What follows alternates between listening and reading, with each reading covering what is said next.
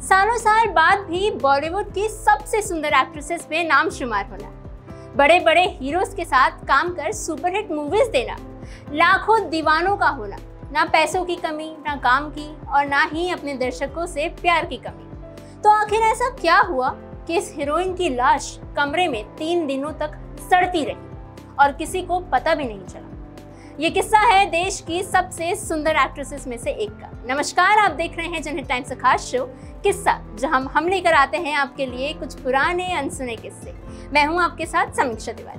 परवीन बाबी 1954 में गुजरात में जन्मी परवीन बाबी भारतीय सिनेमा की अब तक की सबसे सर्वश्रेष्ठ अभिनेत्रियों में से एक थी।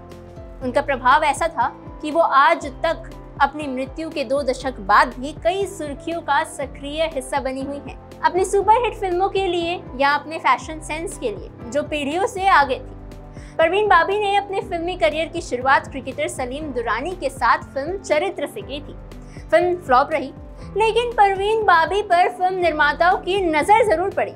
उन्हें दीवार में एक वैश्य अनीता की भूमिका निभाकर सफलता मिली।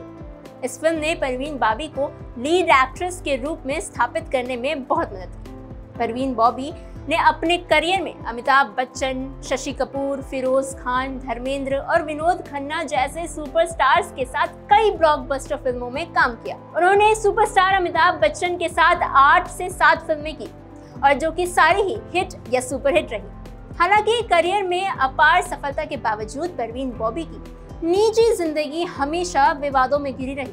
परवीन बाबी 4 साल तक डैनी डेंगजोंगपा के साथ रिलेशनशिप में रही, जिसके बाद उन्होंने कबीर बेदी और फिर महेश भट्ट को भी डेट किया। 1984 में परवीन बाबी को अमेरिका के जॉन एफ कैनेडी अंतर्राष्ट्रीय हवाई अड्डे पर संदेह किया गया, जब उन्हें अपने पहचान पत्र जमा करने में कठिनाई हुई। फिर उन्हें 30 अन्य मानसिक रूप के परेशान रोगियों के साथ एक सामान्य वार्ड में रखा गया। 1983 में परवीन बाबी ने भारत छोड़ दिया था और आध्यात्मिक यात्रा पर कई देशों की यात्रा की। जब वो 1989 में मुंबई वापस लौटी तो वो अफवाह में थी कि उन्हें पैरानॉइड सिजोफ्रेनिया हो गया है, जिसका मतलब होता है कि आपको आपके आसपास के हर इंसान पर शक सा होने लगता है। हालांकि उन्होंने दावा खंडित किया। इसे फिल्म इंडस्ट्री और मीडिया द्वारा उनकी छवि को खराब करने की साजिश बताया। 1989 में एक फिल्म मैगजीन को दिए इंटरव्यू में परवीन बाबी ने अमिताभ बच्चन को लेकर विस्फोटक बयान दिया था। उन्हें ये कहते हुए सुना गया था कि अमिताभ बच्चन एक सुपर इंटरनेशनल गैंगस्टर है, वो मेरी जान के पीछे है।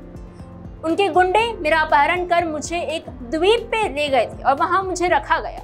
उन्होंने मेरी सर्जरी की और मेरे ठीक नीचे एक ट्रांसमीटर चिप इलेक्ट्रॉनिक बग लगा दिया। अपनी बीमारी के कारण परवीन बाबी अपने जीवन के अंतिम वर्षों में फिल्मी इंडस्ट्री से दूर रही और एकांत में समय बिताने लगी। 2005 में जब उनके घर के सामने 2-3 दिनों तक दूध और न्यूज़पेपर का जमावड़ा लगा तो जांच करने पर तो पता चला कि परवीन बाबी मृत पाई गई थी। उनकी बॉडी 3 दिन में सड़ चुकी थी। कूपर अस्पताल में एक पोस्टमार्टम किया गया, जिसमें पता चला कि उनके पेट में भोजन का कोई नामो निशान नहीं था, एक अन्न भी नहीं था, केवल शराब थी जो संभवतः दवा से आई होगी। पुलिस ने निष्कर्ष निकाला कि परवीन बाबी, जो कभी बॉलीवुड की सुपरस्टार हुआ करती थी, अपने ही फ्लैट में भूख से मर गई और पूरी तरह मधुमेह यानी डायबिटीज से पीड़ित हो गई थी। अब ये नॉर्मल डेथ थी या मर्डर, ये राज भी परवीन बाबी के साथ ही चला गया। फिल्म इंडस्ट्री का ये किस्सा आपको कैसा लगा, हमें कमेंट सेक्शन में जरूर बताइए। देश और दुनिया की तमाम खबरें और यूं ही अन्य किस्सों के लिए बने रहिए जनहित टाइम्स के साथ।